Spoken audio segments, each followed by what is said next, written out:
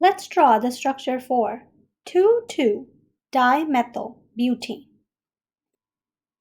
This but here tells us that there are 4 carbons in the parent chain. This ane right here tells us that there are only single bonds between these carbons. Okay, let's draw the parent chain with 4 carbons. And a trick to draw this, that we always count 1 less than the actual number of carbons we want to draw. 1, 2, 3. Let's number these.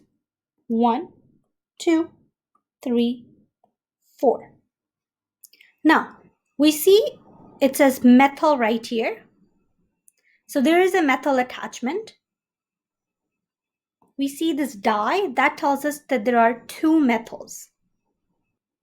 So there are 2 methyls attachment on both carbon number 2, which is right here. So we have 2 methyls on this carbon, number 2. Let's get rid of the numbers and let's attach the methyls. This is the first methyl. This is the second methyl. So this is the structure for 2,2-dimethylbutane.